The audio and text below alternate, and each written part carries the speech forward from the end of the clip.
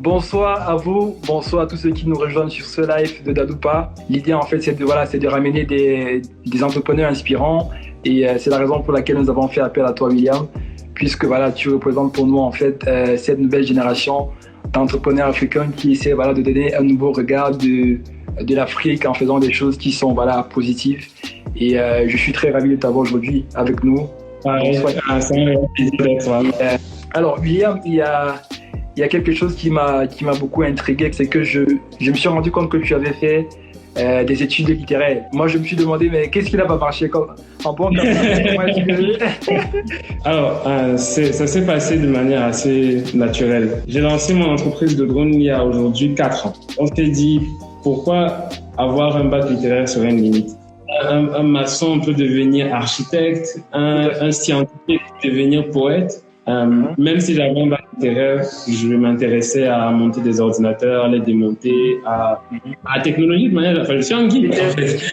Mais un geek quoi. Il y a forcément un moment donné où tu t'es dit, c'est ça que j'ai envie de faire. J'aimerais savoir pour toi, quel a été le moment de déclic où tu t'es dit, c'est ça. J'ai grandi avec un papa entrepreneur. Ce qui était étrange pour les autres, à savoir le fait d'entreprendre, le fait de prendre des risques, tout ça. Tous les jours, j'ai vu ce que c'est d'avoir un papa qui gagne aujourd'hui, qui demain ne gagne pas. Pour moi, ça a été ça la norme. C'est un mode de vie qui n'est pas toujours rose, mais où au moins il y a de la liberté. Ça fait partie du challenge, ça fait partie du parcours, ça fait partie de l'expérience et ça contribue à forger la personnalité de l'entrepreneur, j'ai envie de dire. Et par contre, le déclic, si ce n'est pas la famille, il faut avoir des amis qui encouragent. Le fait de voir aussi très vite des amis autour de moi qui lançaient leur propre restaurant à 18 ans, 19 ans. J'avais des amis qui avaient déjà un restaurant. Il y a des écosystèmes où je vous promets, la norme, c'est créer sa boîte. Justement, après, est-ce que quand tu rentres au Cameroun, c'est que tu sais que je vais déjà aller faire une entreprise au pays? Quand je rentre au Cameroun, je crois que j'ai moins de 100 € dans la poche. Ouais. J'ai mon sac à dos, mon ordinateur. Et je me dis, peut-être je suis en train de faire la pire bêtise de ma vie. Ouais, j'imagine. La seule chose que je savais, c'est que je rentre créer mon entreprise. C'était très clair pour une raison très simple, c'est qu'avant de partir en France, j'avais déjà créé mon entreprise. J'avais créé une entreprise au Cameroun, j'avais justement 18 ans. Dès que j'ai fini ma licence, j'ai commencé à travailler et à côté, j'ai commencé le business. J'ai tout vendu. J'ai vendu des choses que vous n'imaginez même pas. J'ai vendu des montres. J'ai vendu des smartphones. J'étais tout jeune. Personne n'imagine ça. Donc en réalité, quand je rentre et que je me lance dans les drones, c'est parce que très jeune, je savais qu'au Cameroun, c'est possible de réussir. Je savais qu'au Cameroun, c'est possible de lancer un business. Donc je n'avais pas peur de rentrer au Cameroun pour le faire. Souvent, on a l'impression que tout commence avec la médiatisation, mais les gens ont des vies avant. Et en réalité, ce sont des choses avec le résultat d'années d'efforts, de travail. Tu as créé Drone Africa, c'était en quelle année? 2015-2016. Alors, qu'est-ce qui t'a poussé à changer le nom? Au départ, la vision, c'était on veut devenir les leaders des drones en Afrique. C'est-à-dire qu'il y a quelques années, je me suis dit, nos pays, les gens ne savent pas combien coûte un drone. Il faut savoir qu'il y a des drones qui coûtent plus de 2 millions de dollars la pièce. Donc, quand on dit drone, il ne s'agit pas des drones utilisés pour les clips à 1000 $, 2000 $. Ouais. Il y a un marché qui est très vaste. Le marché des drones est estimé à 84 milliards de dollars. Il y a la santé, il y a l'éducation, il y a la formation même. Aujourd'hui, tu as choisi de te spécialiser dans le domaine de l'agriculture et de la sécurité, c'est bien ça? Aujourd'hui, en fait, si tu veux, l'enjeu, c'est la sécurité. Et l'enjeu, c'est l'agriculture. Ce sont les deux principaux enjeux. Avant, dès que le marché était vaste, c'est-à-dire on a tout fait avec les drones. On a fait la couverture d'événements, on a fait le tourisme, on s'est lancé dans plusieurs. Aujourd'hui, on a par exemple utilisé les drones pour les prises d'images au-dessus du stade olympique. On les a réalisées dans le cadre de la Coupe d'Afrique des Nations. On a fait Drone Africa en Gondo 2015, on a filmé en Gondo 2015. On a eu le temps de faire plusieurs choses et on s'est dit voilà quels sont les secteurs les plus rentables, les entreprises et les acteurs publics. Donc on s'est dit Drone Africa c'était bien quand la vision était sur l'Afrique, mais si j'ai envie de vendre en Australie mes drones, qu'est-ce qui se passe si je vends mes drones au Canada et que je m'appelle Drone Africa? On s'est rendu compte que ce qui intéressait les clients, ce n'était pas que les drones soient faits en Afrique, c'était le service, c'était la valeur ajoutée, c'était l'impact. Donc on a décidé de changer la donne complètement. Amara du Burkina Faso qui nous a demandé le cadre réglementaire africain est-il propice au développement du marché des drones? Oui et non.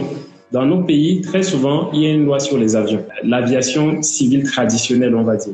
Même dans les pays développés, même aux États-Unis, en France, en Allemagne, la législation sur les drones commence à peine à se structurer. Donc, il ne faut pas croire que l'Afrique est en retard sur le sujet. Au contraire, en clair, le fait qu'on ne soit pas des pays structurés joue à notre avantage. Dans les autres pays, tout est carré, tout est formalisé. Donc, il y a très peu de place pour l'innovation. En Afrique, par exemple, au Cameroun, il y a un texte qui a été publié par l'aviation civile il y a environ 3 ans qui définissait un peu les points essentiels pour faire des vols par drone.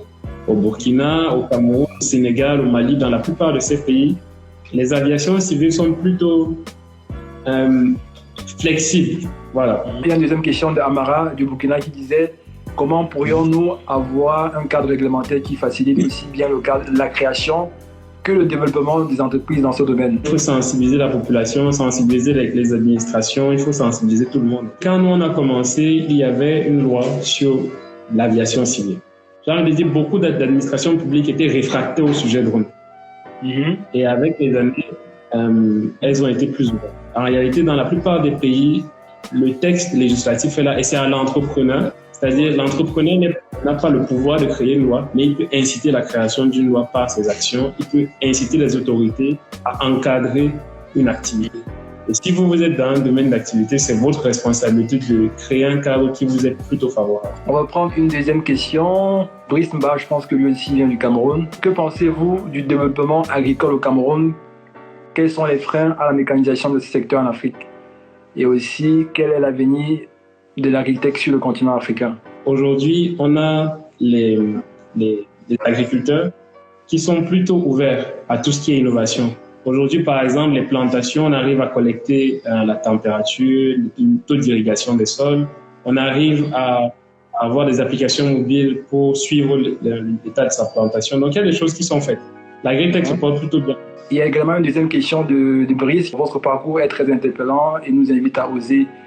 Quels sont, d'après vous, les secteurs majeurs en Afrique qui demandent une implication majeure? Aujourd'hui, il y a plusieurs secteurs d'activité en Afrique qui sont porteurs. On a la fintech, tout ce qui est mobile money. Aujourd'hui, il y a un marché à exploiter. La plupart des solutions de paiement en ligne aujourd'hui existantes en Afrique prélèvent des frais qui vont parfois jusqu'à 3%. On a l'agriculture. L'agriculture représente encore un énorme taux du PIB général. Il y a tout un pan d'activités à exploiter là. Et enfin, les services. Je pense que l'intelligence artificielle, c'est l'avenir de l'humanité, en réalité. Mais on ne s'en rend pas assez compte. Si on commence à appliquer l'intelligence artificielle à la détection, au diagnostic de patients, à l'éducation, on va avoir, je pense, des solutions qui sont plus adaptées à notre réalité. Souvent, on essaye de partir sur du hardware, c'est-à-dire sur des solutions matérielles, alors qu'on a tout un potentiel sur les solutions logicielles. Ali Ibrahim, alors il dit comment as-tu fait pour savoir quelles étaient les bonnes personnes pour rejoindre ton équipe et comment as-tu fait pour financer ton projet au début? Comment faire pour savoir quelles sont les bonnes personnes? Je pense qu'il y a un peu de feeling et beaucoup de chance. L'équipe actuelle, j'ai changé d'équipe au moins 4 fois. Les équipes, ça change parce que il y a des moments où les valeurs, la vision ne cadre pas avec... Il faut comprendre que le premier point, c'est la vision commune. Si vous avez une vision commune, si vous êtes animé par la même chose, à savoir l'envie, par exemple, d'impacter votre pays, l'envie de valoriser l'Afrique, l'envie de changer la donne, souvent, c'est facile de vous retrouver. Parce qu'il y a des événements communautaires, il y a des ateliers, il y a des groupes qui permettent de faire que les jeunes entrepreneurs, les jeunes leaders, les jeunes passionnés de technologie se retrouvent. Maintenant, comment on a financé l'opération? On a fait des levées de fonds, tout simplement. C'est-à-dire, en 2020, on a lancé une première levée de fonds. On a levé à peu près 200 000 € la première fois. Ça nous a permis de financer le début de l'activité. Ça nous a permis de recruter une équipe. Ça a permis d'acheter du matériel, de faire les premiers tests. On a des fonds d'investissement spécialisés. C'est-à-dire que s'il y a des gens qui nous suivent, il faut qu'ils sachent que s'ils ont envie de financer leur projet, tout ce qu'ils ont à faire, c'est taper Venture Capital sur Google, ajouter la thématique de leur secteur d'activité et aller chercher les fonds d'investissement spécialisés sur cette thématique-là. Maintenant, je ne vous garantis pas que ça va marcher. Le fonds d'investissement peut ne pas être intéressé par votre projet, Mais il faut savoir que beaucoup de projets dans le monde aujourd'hui sont financés à travers les fonds de capital risque. Il y a des fonds qui sont connus en Afrique. Il y a par exemple Afrique Invest, il y a e-investisseur et partenaire, IEP. Donc il y a plusieurs fonds d'investissement aujourd'hui qui sont connus, qui sont sur la place, qui financent l'innovation en Afrique. Maintenant, c'est aux jeunes d'aller vers ces fonds d'investissement s'ils sont intéressés. Et il faut aussi briser des complexes d'infériorité qu'on a souvent dans la tête. Quand on cherche des montants, il faut chercher des montants, j'ai envie de dire, élevés et qui sont élevés tout de suite. La première erreur a été de très peu. C'est-à-dire que $200 000, on en visait $300 000. Et vous savez ce que les fonds d'investissement nous disaient quand on les contactait. Ils nous disaient que ce n'est pas assez. Que eux, ils investissent à partir $1 million. Certains disaient à partir de $10 millions. Ça signifie que les fonds d'investissement, ce qu'on appelle un ticket minimum, c'est le montant en deçà duquel ils n'investissent pas sur les projets. Il y a une question de ce qu'il y en a qui est, au départ, votre produit s'adressait à plusieurs cibles. Aujourd'hui, vous ne ciblez que le marché de l'agriculture. Pourquoi cette transition stratégique et comment? Elle nous a été imposée par le marché. Beaucoup d'agriculteurs, par exemple, se plaignaient d'avoir des vols sur leurs exploitations agricoles. Beaucoup d'agriculteurs ont des difficultés parfois à cartographier leur exploitation. Beaucoup d'agriculteurs ont besoin de monitoring et de suivi régulier. Par conséquent, ils ont des surfaces souvent qui sont énormes, qu'ils ne peuvent pas couvrir à pied. Alors aujourd'hui, en fait, il y a une crise sanitaire, ça se vit, le monde entier le vit, tout le monde est impacté par ça. Quelle est ta vision de façon globale sur le contexte économique pour les 6 à 12 prochains mois? Comment est-ce que tu vois la chose? Moi, je suis plutôt très optimiste. Effectivement, le contexte est morose, c'est triste. Maintenant, les entreprises, je pense, c'est là qu'elles doivent faire des mouvements stratégiques rapides. Vous savez, par exemple, les couturiers, ils ont très vite compris que la crise sanitaire était une occasion pour se lancer dans la production de masques. Donc, les couturiers, je trouve qu'ils nous donnent un très bon exemple de comment est-ce qu'il faut prendre cette crise. D'autres, dans leurs domaines d'activité respectifs, vont trouver des nouveaux services, des nouveaux produits à vendre. Les restaurants, par exemple, qui ne sont obligés d'être fermés aujourd'hui pour la plupart après 18 heures, c'est l'occasion en or de développer des services de livraison à distance.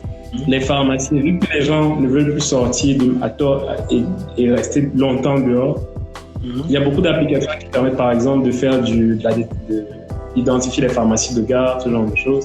C'est l'occasion en or de se déployer sur ce type de service. Il y a par exemple des startups à Yaoundé qui font désormais des lavements automatiques.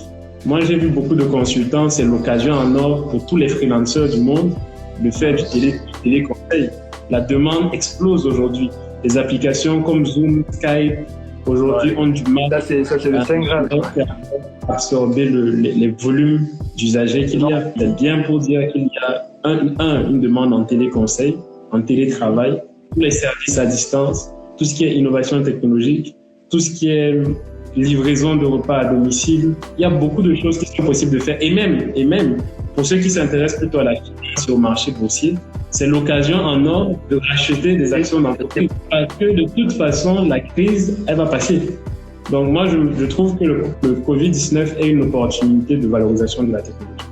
C'est aux jeunes entrepreneurs de la saisir et de s'approprier la crise, non pas comme un problème, mais comme une occasion de faire valoir leur savoir-faire pour répondre aux enjeux, aux défis sanitaires. Si je prends par exemple ton cas avec ton entreprise, est-ce que tu as dû rassembler par exemple ton équipe pour essayer de gérer la crise?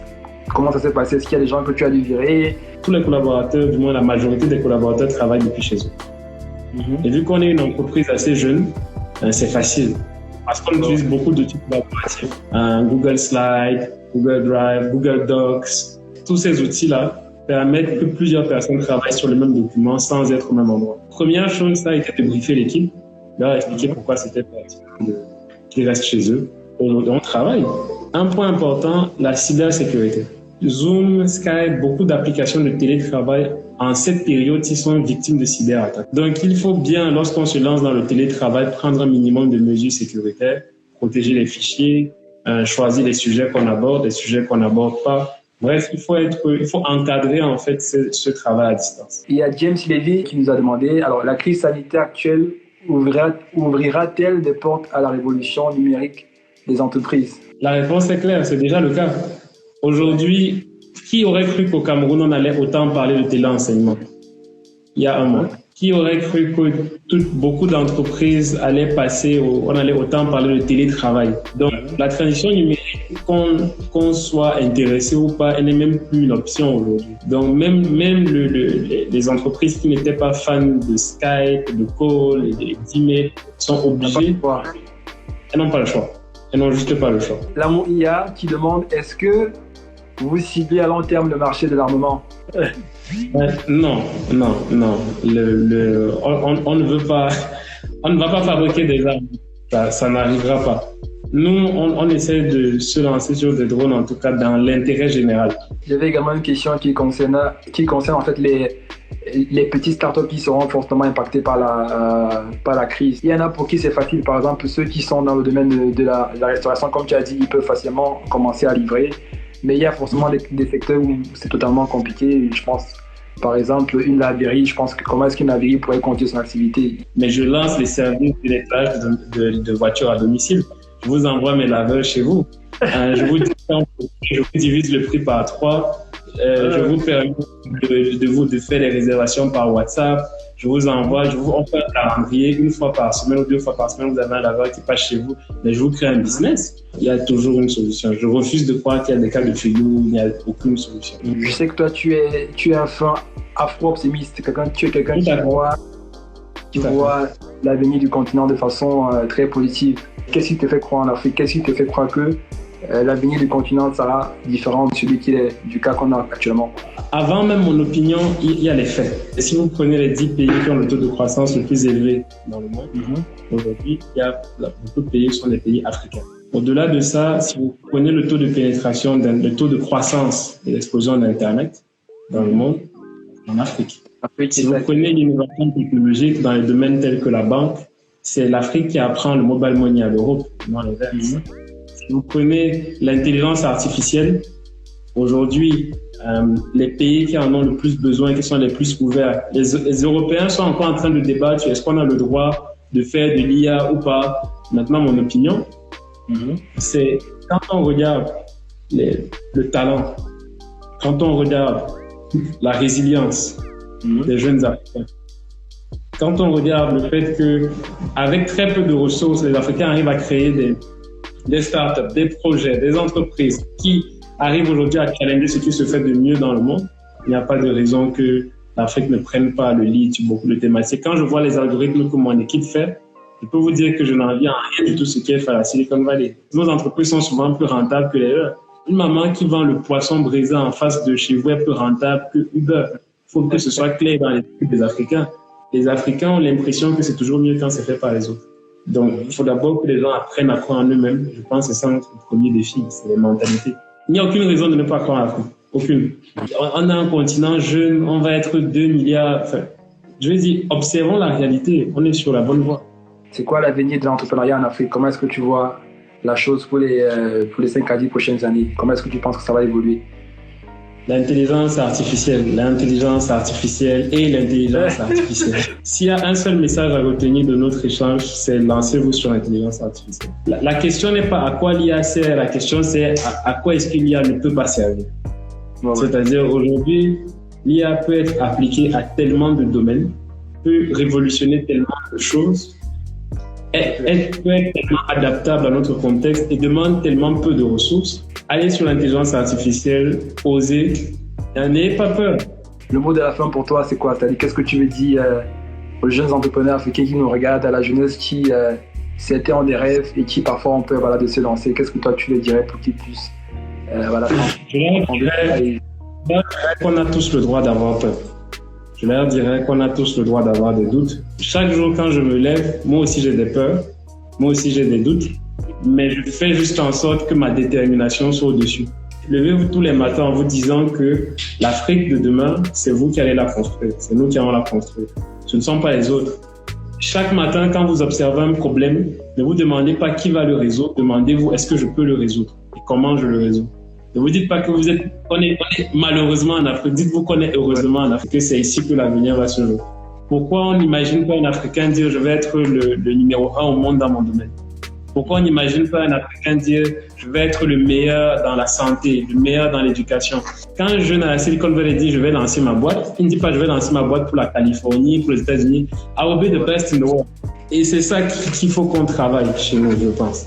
Il faut avoir confiance en soi, il faut avoir l'humilité aussi de savoir qu'on ne sait pas tout, qu'on a encore des choses à apprendre. Mais il faut être convaincu quand même qu'on peut changer les choses. Je te remercie vraiment pour le temps que tu nous as accordé en cette soirée. Merci à vous qui avez regardé ce live. Merci beaucoup. Merci à vous. Et j'espère que vous avez appris énormément de choses. On se reverra très bientôt, j'espère, avec de nouvelles séries de Dadopa Interview. Merci William. À très bientôt. Bye bye. Bye bye. Merci les amis.